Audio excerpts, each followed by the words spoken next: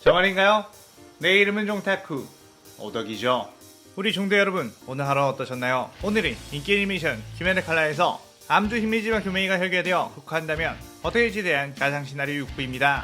이 영상에는 원작의 스포일러와 개인적인 견해가 있으니 그 점 유의하시길 바랍니다. 大丈夫ですか? 그럼 시작해볼까요?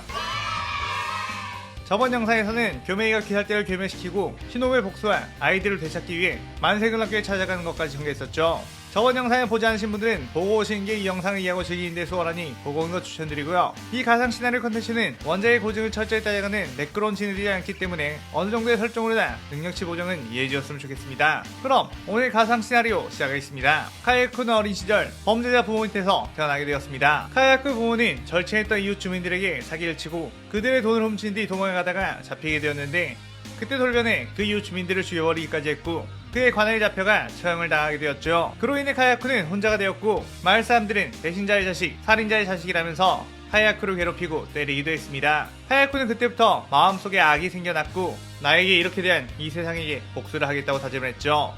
그러다가 너에게는 죄가 없다며 우리 절에 들어와 함께 살지 않겠냐는 교메이의 따뜻한 말에 그의 절에 들어가게 되었는데, 자신을 구해준 교메이에 대한 감사나 감동보단 일단 여기 들어가면 잘 곳과 먹을 곳이 생기기에 따라 들어오게 된 거였습니다.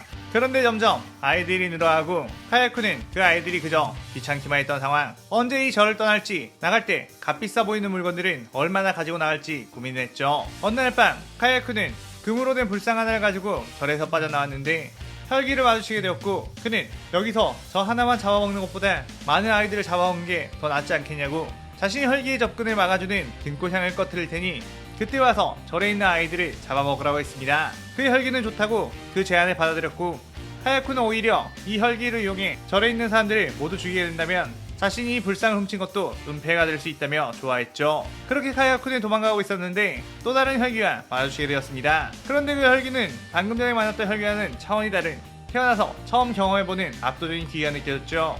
그는 바로 상현일 코쿠시보. 카야쿠는 코쿠시보에게 저쪽에 있는 절에 아이들이 많이 있으니 저 대신 잡아먹으라 했고, 코쿠시보는 말없이 그쪽으로 갔습니다. 그렇게 코쿠시보가 여러 아이들을 죽이고 교메이와 다른 아이들을 혈기로 만든 후 절 밖으로 나왔는데, 그때 카야쿠가 코쿠시보를 기다리고 있었고 나도 당신처럼 강해지고 싶다며 자신을 혈기로 만들어 달라고 부탁을 했죠. 코쿠시보는 카야쿠의 눈에서 엄청난 야망을 보게 되었고 그에게 무잔의 피를 줘 혈기로 만들었습니다. 혈기된 카야쿠는 더욱 강해지기 위해 닥친 대로 인간들을 잡아먹기 시작했고, 코쿠시보는 그런 카야쿠를 상현으로 키워보기 위해 검술을 알려줬죠. 카야쿠는 코쿠시보의 호흡을 사용하고 싶었지만 몸에 더 잘 맞는 건 번개 호흡이었고, 코쿠시보는 해외 호흡을 제외한 모든 호흡의 검술을 구사할 수 있었기에 카야쿠에게 번개 호흡을 알려줬습니다. 그렇게 카야쿠는 전집중 호흡까지 쓸 줄 아는 강력한 혈기가 되었고 승승장구하며 귀기를 키워나왔죠. 코쿠시보가 보기에 카야쿠는 아카자가 막 혈기가 되어 날뛰며 강해졌던 것처럼 강함에 대한 집착이 크다고 생각했는데, 아카야는 여자를 죽이지 않고 몸의 단련만으로 강해지려고 했다면 카야쿠는 인간이든 혈기든 모두 잡아먹으며 강해지려고 했기에 성장 속도가 아카자보다 빨랐습니다. 그렇게 카야쿠는 교체 혈전을 가며 하연육, 하연사, 하연삼, 하연이까지 전부 자신이 흡수했고 최근에는 상현호 교쿠와 상현사 한템까지 집어삼키게 된 거였죠. 그러다 무잔에게 더욱 칭찬을 받기 위해 귀살대 본부를 알아낸 뒤 습격해 많은 귀살대원들과 구부야시키 당주의 목을 베어 무잔에게 바치게 되었습니다. 그래서 카야쿠는 상현사의 자리까지 올라간 상태. 카야쿠는 도마와 함께 상현사 아카자를 만나기 위해 소리도장에 갔다가 우연히 고아온 아이들과 타마야를 발견한 후 그들을 무장에게 바치기 위해 납치를 한 거였죠. 자, 여기서 잠깐 스토리 전개에 앞서 오랜만에 종타쿠 채널에 광고가 들어왔어요.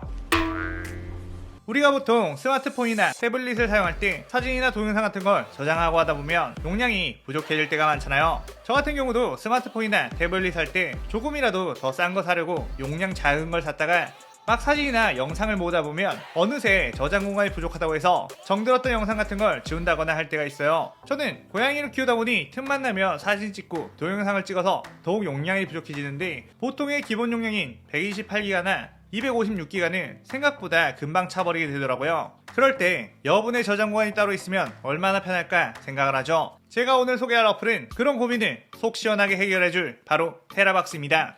이 제품은 이름만 봐도 알겠듯이 테라박스, 1000기가를 1테라라고 하잖아요. 1테라라는 저장 공간을 무료로 영구적으로 제공해주고 있어요. 1000기가가 어느 정도의 크기냐 하면 평범한 사진들 40만 장 정도거나 1분짜리 동영상 5만여 개를 저장할 수 있는 정도니까 꽤나 커다란 용량이죠. 제가 아이폰 유저인데 아이폰의 기본 클라우드인 아이클라우드는 무료로 5기가를 주거든요. 아이클라우드에서 50기가를 쓰려면 월 1000원씩 또 내야 하죠. 그런데 테라박스는 무료로 1테라를 준다는 걸 생각해보면 완전 혜자스러운 서비스라고 생각합니다. 고양이 인정? 인정! 사용 방법은 어플 다운받는 곳에서 테라박스를 검색한 후에 설치하고 테라박스를 나만의 저장 폴더라고 생각하고 이곳에 파일을 넣어두기만 하면 되는 거예요. 그 저장된 파일들은 다른 태블릿이나 컴퓨터로 함께 공유할 수 있죠. 게다가 테라박스에는 자동으로 백업해주는 기능이 있는데 저는 백업이 습관이 안 되어 있어서 소중한 사진들을 날려먹은 적이 한두 번이 아니거든요. 저 같은 경험이 있는 분들은 자신을 믿지 말고 알아서 백업을 해주는 AI를 믿는 게 같은 실수를 반복하지 않을 수 있는 방법입니다. 그동안 스마트폰을 쓰면서 저장 공간이 필요했던 분들은 1테라를 무료 제공해주는 테라박스 검색에서 꼭 한번 써보시길 바랍니다. 자, 다시 이야기로 돌아와서 그렇게 카야쿠는 번개의 호흡에 자신의 혈기술을 섞어 교메에게 뛰어들었고 교메이는 그 공격을 바위의 호흡을 사용해 막았습니다. 엄청난 빠른 속도와 날카로움, 그리고 카야쿠의 공격은 다음 부분을 괴사시키는 효과까지 있었죠. 카야쿠는 엄청난 속도로 교메이를 몰아붙였고 아무 대응도 하지 못하는 교메이를 보며 엄청난 쾌감을 얻었습니다. 당신 너무나 멍청해. 당신을 보면서 항상 답답했거든. 자기 자식도 아니면서 거두기 이르니까 이런 결과가 나타나는 거야. 애들이 그렇게 된 건 모두 다 당신 잘못이라고 하며 카야쿠는 계속해서 교메이를 공격했죠. 그러다가 갑자기 그래, 네 말이 맞다. 그래서 나는 내가 한 행동들에 대해 책임을 지러 간다. 내 아이들에게 고통을 줬던 모든 것들을 다 부숴주지. 카야쿠, 너 이렇게 만든 이 세상도 부숴줄게. 그리고 너 자신을 그렇게 만든 너 또한 부숴주겠다. 라고 하며 자신에게 날아오는 카야쿠의 칼을 맨손으로 잡았습니다. 카야쿠는 어떻게 맨손으로 내 칼날을? 내가 손 따위도 못 배웠다고? 라고 생각했는데 교메이의 손은 어느새 단단한 바위처럼 변했고 카야쿠의 칼 또한 석화되어 버리기 시작했죠. 카야쿠는 이게 무슨? 이라며 칼을 놓았는데 그 순간 교메이가 카야쿠의 면상을 주먹으로 후려갈겨 날려버렸습니다.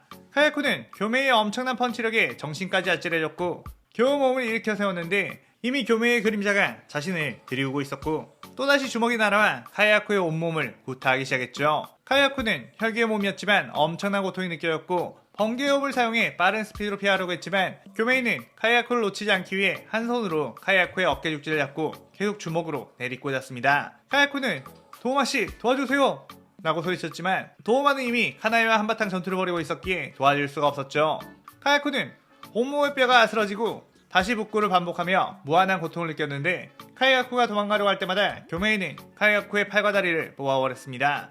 카야쿠는 선생 이러지마. 당신은 원래 벌레 새끼 한 마리도 죽이 못하던 착한 사람이었잖아. 나한테 왜 이러는 거야? 라고 울부짖었고 교메이는 넌 그 벌레 새끼보다 못한 새끼니까 이렇게 하는 거다 라고 하며 사정없이 좁혔죠. 카야쿠는 어떻게든 이 위기에서 벗어나기 위해 두뇌 풀가동을 했고 사실은 이건 다 코코시부의 잘못이라고 나도 잠깐 그자에게 세뇌되어 선생님한테 심한 말을 한 거였으니까 용서해달라고 당신은 내 부모와도 같은 존재라고 했습니다.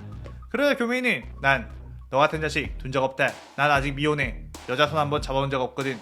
이라며 더욱 불같이 화를 냈고 교메이의 주먹이 단단한 돌덩이로 변해 카야쿠를 짓이겨버렸죠. 카야쿠는 연애 못해본 건 내 잘못이 아니지 않쿠에 하며 몸이 박살이 나기 시작했고 교메이는 코코시부는 지금 어디 있지? 라고 물었습니다. 카야쿠는 그는 쇼우이키 산에 있다고 들었어. 나랑 같이 그에게 복수하러 가자 라고 했죠. 그러자 교메이는 카야쿠를 놓아준 뒤 뒤를 돌았고 카야쿠는 속으로 좋아 통했다 이 멍청한 녀석 순진하긴 이라고 생각했습니다. 그런데 교메이는 자신이 아까 땅에 놔둔 철퇴와 도끼를 든 뒤 그대로 카야쿠의 몸통을 철퇴로 날려버렸고 빠르게 뛰어와 카야쿠의 목을 도끼로 베어버렸죠. 카야쿠는 고통스러워하며 칫 이래봤자 나는 혈기라서 죽지 않아 라고 했는데 자신의 몸이 붕괴되어 재가 되어갔고 자세히 보니 교메이의 무기는 일륜도 제일로 만들어진 무기라는 걸 알게 되었습니다. 어떻게 귀살대 무기를? 설마 혈기면서 귀살대? 라고 하며 소멸했고 카야쿠의 영혼은 지옥불로 떨어지게 되었죠. 그때 한장 카나에는 시노부의 원수인 도마와 싸우고 있었는데 카나에는 도마의 얼음 혈기술 때문에 가까이 갈 수가 없었고 카나에의 몸은 상처가 늘어나고 있었습니다. 도마는 여자를 가지고 놀다가 죽이는 걸 즐긴 타입이었고 카야쿠가 교메이에게 당할 줄 모르고 있던 상황이라 다행히 카나이를 끝장내지 않고 있었는데 그 사이 교메이가 카야쿠를 박살내버렸고 카나이를 도우로 띄워왔죠. 도마는 얼음 혈기술을 사용해 교메이 접근을 막으려고 했지만 교메이는 그대로 철퇴로 휘둘러 얼음들을 깨부쉈고 도마 주변에 있는 냉기 결정들을 철퇴를 빙빙 돌려 전부 날려버렸습니다. 그 틈이 생기자 카나이가 꽃의 호흡으로 도마의 혀를 찌르기 시작했고 도마가 가까이 온 카나이를 철부채로 공격하려고 하자 교메이가 혈기술을 사용해 도마의 발밑에 날카로운 돌기둥이 솟게 만들어 도마의 몸을 결박시켰죠. 카나이의 우아한 검술이 도마의 사지를 잘라버렸고 목까지 노려왔지만 도마는 얼음으로 목을 덧대어 목이 잘리는 걸 방지했습니다. 하지만 그때 교메이의 철퇴가 날아와 도마의 몸통을 박살내버렸고